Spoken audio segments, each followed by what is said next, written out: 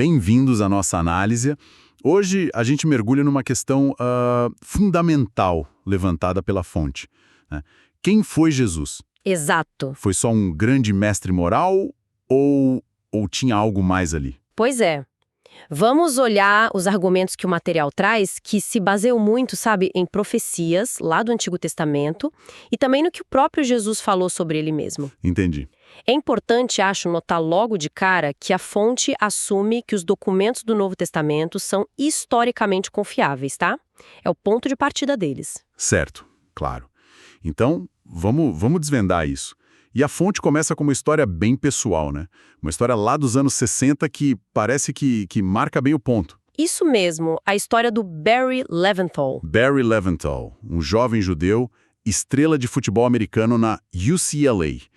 Isso logo depois de uma vitória super famosa, Rose Bowl, 1966. A vida dele parecia perfeita, né? Totalmente. Tinha tudo. Mas aí, uma conversa com o melhor amigo dele, o Kent, esse amigo tinha se tornado cristão, sabe? Ah, E ele falou pro Barry de um encontro pessoal que teve com Jesus Cristo e agradeceu aos judeus por terem dado ao mundo a Bíblia e o Messias. O Barry ficou, assim, surpreso. imagina, não é algo que se ouve todo dia, né? Com certeza não. Pouco depois, o Barry conheceu o Hal, um outro cristão lá do campus. Certo. E o Hal começou a mostrar para ele algumas profecias do Antigo Testamento, profecias que, segundo o Hal, apontavam para Jesus. E qual foi a reação do Barry? O texto descreve como ele reagiu. Ah, foi forte. Ele basicamente acusou o Hal de usar uma Bíblia falsa, adulterada por cristãos para enganar os judeus. Foi o que ele pensou. Nossa, que defensiva. Sim, total. Mas o Hal, com calma, desafiou ele. Falou: Barry, pega a sua Tanar, aquela que você ganhou no Bar Mitzvah, e confere lá. Deu as referências, tipo Isaías 53. O Barry ficou cético, claro, mas tinha prometido, né? Então foi verificar. E aí? Aí veio o choque que você mencionou. Ele tirou a poeira da Tanar dele e... E tava tudo lá. Exatamente como o Hal falou. Exato, Isaías 53, as outras passagens, tudo na Bíblia hebraica dele mesmo. Caramba. E o texto fala da reação interna dele. Fala. Diz que o primeiro pensamento foi: meu Deus, estou numa enrascada. Jesus é mesmo o Messias. Mas logo em seguida veio o pânico, né? O medo do que os outros iam pensar. Família, amigos, o rabino. Isso. Essa história pessoal, ela serve de gancho no material para mostrar a importância que eles dão a investigar as evidências. E leva direto para essa passagem central, Isaías 53. Então vamos para ela, Isaías 53. É interessante que o material menciona os manuscritos do Mar Morto, né? Sim, mencionam o grande rolo de Isaías, que foi datado como sendo de mais ou menos 100 antes de Cristo. O que prova que o texto já existia muito antes de Jesus. Exatamente. Garante que não foi algo escrito depois dos acontecimentos para encaixar. Faz sentido. E o que essa passagem diz exatamente? Esse trecho de Isaías 52:13 até 53:12. Fala de um servo sofredor, certo? Isso, o servo do Senhor. E descreve várias características bem específicas. Quais, por exemplo? Olha, fala que a aparência dele seria desfigurada, que ele seria desprezado, rejeitado pelos homens, um homem de dores, sabe? Que sabe o que é sofrer, que levaria sobre si as nossas enfermidades, as nossas dores, seria transpassado por causa das nossas transgressões, esmagado pelas nossas maldades. Terra dos viventes, ou seja, morto. Que o túmulo dele seria com os ímpios, mas com o rico na sua morte. Apesar de não ter cometido violência nem ter engano na boca. Uau! E não para aí, né? A passagem continua dizendo que Deus faria da vida dele uma oferta pela culpa. Exato. E que ele veria a sua posteridade, prolongaria os seus dias, justificaria a muitos levando as iniquidades deles, e que intercederia pelos transgressores. É muita coisa. A pergunta óbvia que fica é: de quem esse texto está falando? Pois é. E o material volta para o Barry Leventhal. Ele, confuso com tudo isso, levou a questão para o rabino dele. E o rabino?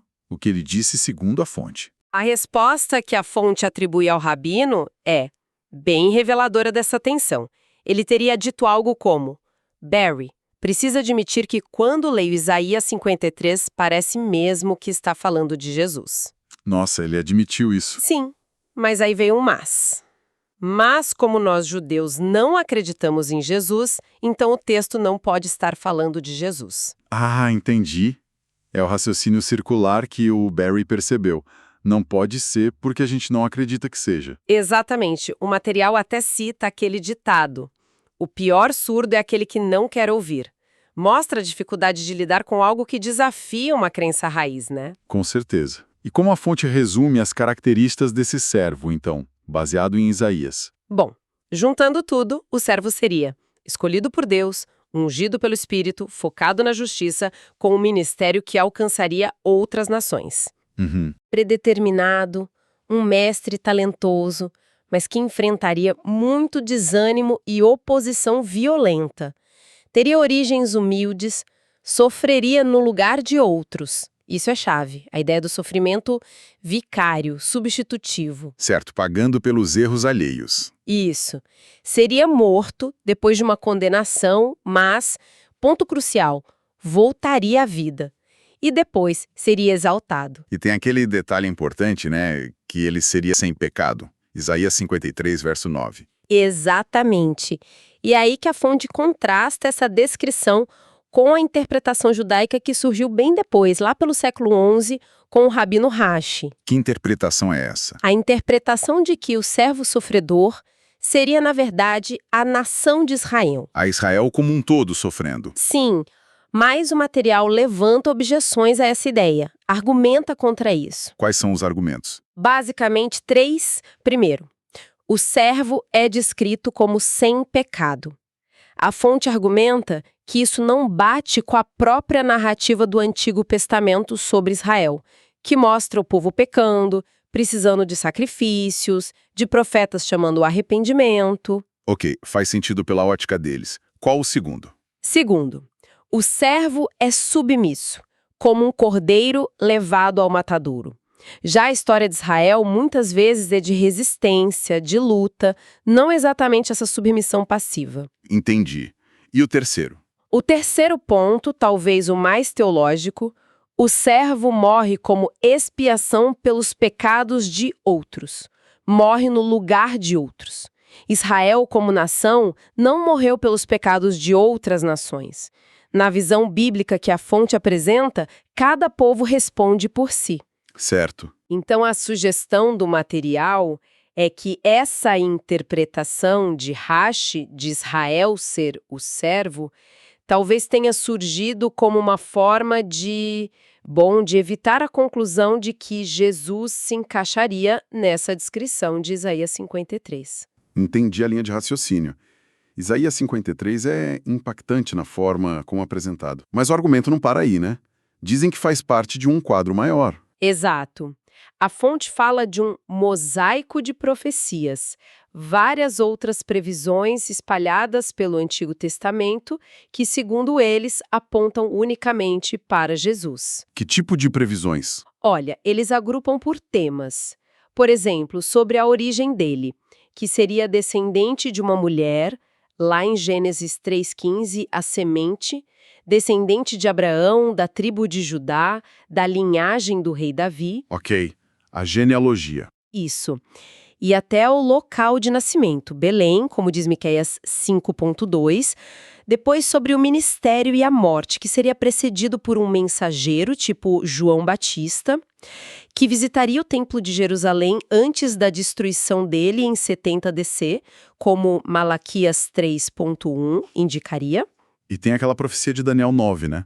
Que eles interpretam como calculando a data da morte do Messias. Sim, essa é bem destacada. A interpretação que a fonte usa sugere que apontaria para a morte do Messias por volta do ano 33 DC, antes da destruição do templo. E sobre a natureza e o destino dele. Aí entram profecias como Isaías 9.6 e 7, que o chamaria de Deus forte, Pai da eternidade, indicando que seria Deus e homem, Voltamos a Isaías 53 sobre o sofrimento vicário. Tem Zacarias 12.10, uma passagem bem forte onde Deus diz: olharão para mim aquele a quem traspassaram. Conectando o traspassado, o crucificado, diretamente a Deus. Exatamente. E claro, a ressurreição que eles veem indicada em Isaías 53 e também no Salmo 16:10, que fala que Deus não deixaria seu santo ver a corrupção. E textos como o Salmo 22, aquele que descreve a crucificação com detalhes impressionantes. Perfuraram minhas mãos e meus pés, séculos antes de existir crucificação romana. Como o material lida com o ceticismo sobre isso? A fonte reconhece que, olhando para trás, depois de Cristo, a clareza de algumas profecias fica maior. Usam a imagem da tampa da caixa do quebra-cabeça que revela a figura toda. Entendi. Ver em retrospecto. Isso, mas argumentam que isso não tira o poder preditivo. Os detalhes do Salmo 22 são muito específicos, né?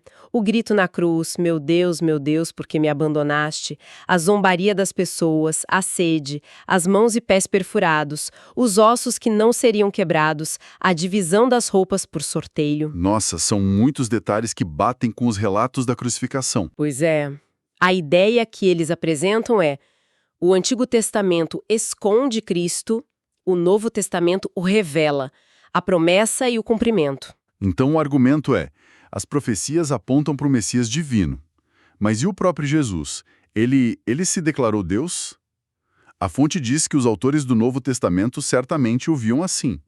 Cita João 1:1, o verbo era Deus, Colossenses 2:9, toda a plenitude da divindade habita nele. Sim, o testemunho dos apóstolos é claro nesse sentido. Mas o material foca muito nas palavras do próprio Jesus. E apresentam dois momentos como reivindicações diretas de divindade. Quais seriam? Primeiro, no julgamento dele perante o Sinédrio, lá em Marcos 14. O sumo sacerdote pergunta na lata: você é o Cristo, o Filho do Deus bendito? E a resposta? Direta: eu sou. E ele não para aí. Ele emenda citando Daniel 7, falando do Filho do Homem vindo nas nuvens do céu com poder e glória divinos, para julgar. E como eles reagiram? Acusaram na hora. Blasfêmia. Ou seja, entenderam perfeitamente que ele estava se colocando no mesmo nível de Deus. Entendi. E o segundo momento? É aquela declaração famosa em João 8:58.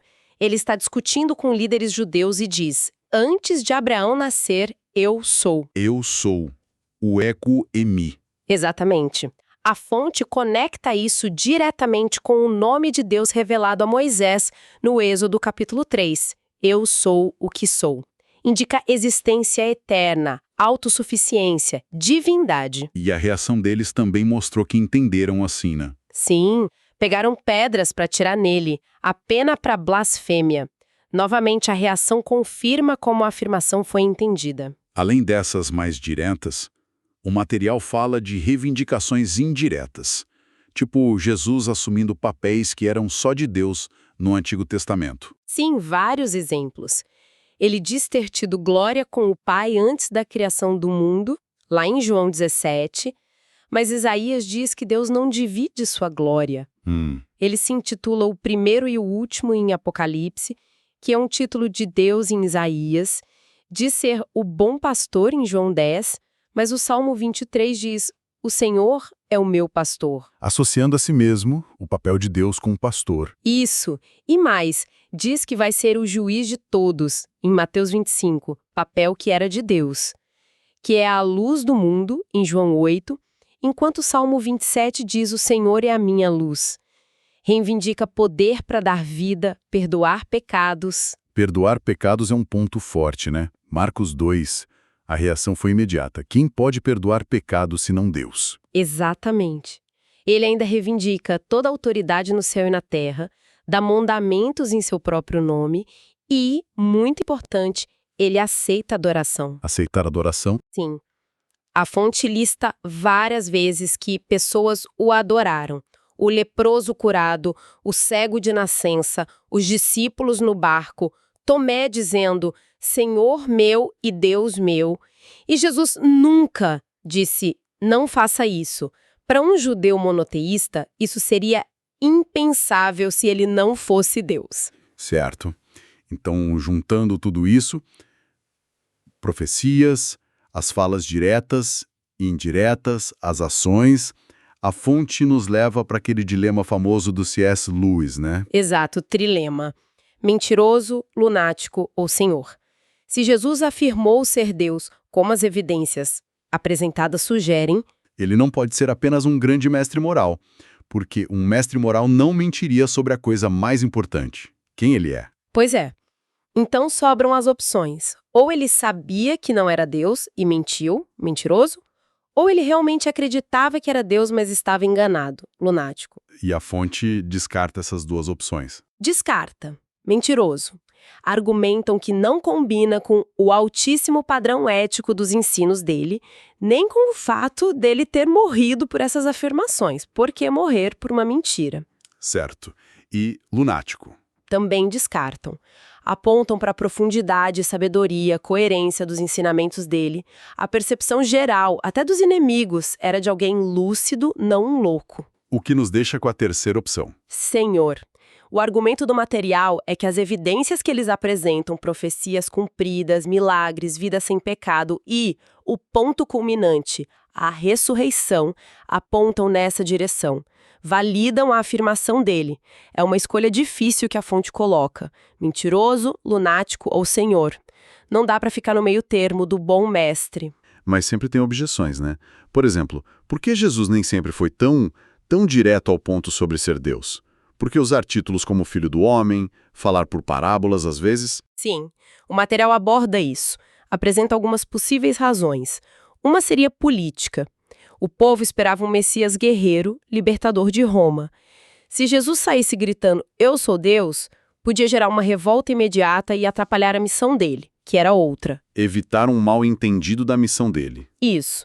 Outra razão, ser um exemplo de humildade, de dependência do Pai na sua humanidade. Tinha também a questão do tempo certo, o kairós divino.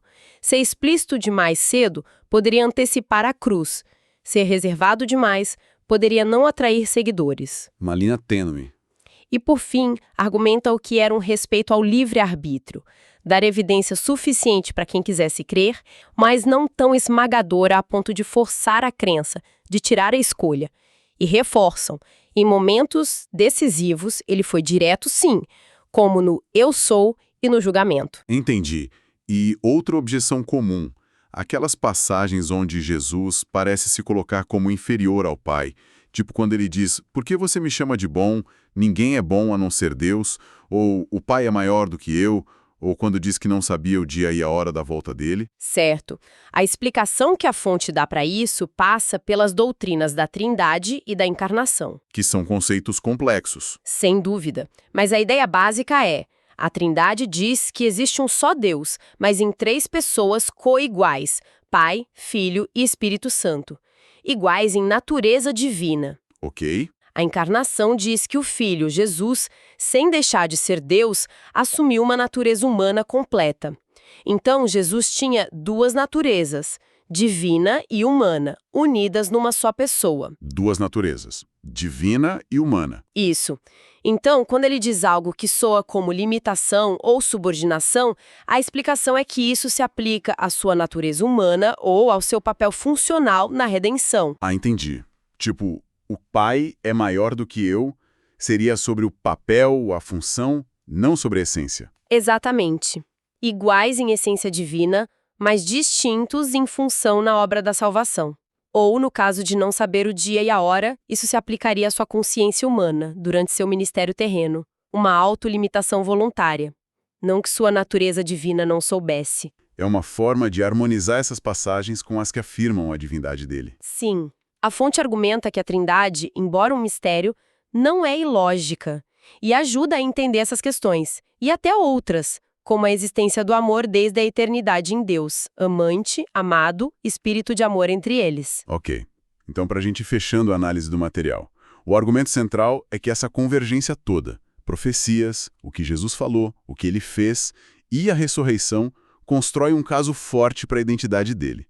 Não só um mestre, mas um Messias divino que o Antigo Testamento prometeu. Exatamente essa linha. A conclusão que o material sugere é que chamar Jesus só de bom professor é ignorar a parte mais radical e central das afirmações dele sobre si mesmo, e também as evidências que, segundo a fonte, sustentam essas afirmações. O desafio que fica é pesar essas evidências que apontam para ele como Senhor. Certo. E acho que uma reflexão final que sai dessa nossa conversa, baseada no material, é: se essas afirmações e evidências sobre Jesus forem levadas a sério, como a fonte apresenta, que impacto isso teria na nossa maneira de ver a história, o propósito da vida e a nossa própria existência, né? Uma pergunta profunda, sem dúvida. Bom, estaremos de volta na próxima semana com uma nova análise aprofundada. Até lá! Fiquem bem.